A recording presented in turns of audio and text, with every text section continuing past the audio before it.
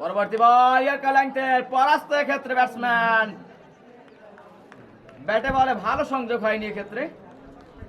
স্বপন আহমেদ কিন্তু রাসেল আহমেদ শুক্কুরের মতো কিছুটা নার্ভাস ফিল করছেন ইতিমধ্যে।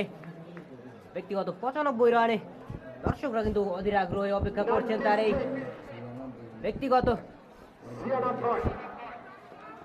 শতকটি দেখার জন্য। দর্শক হলেন রাজীব, বল খোলেন, এবার কিন্তু চালিয়েছেন লঙ্ঘনের উপর থেকে হিউস্টেক্স এবং এরই মাধ্যমে কিন্তু ব্যক্তিগত শতকে পৌঁছে গেলেন এই স্বপন আহমেদ।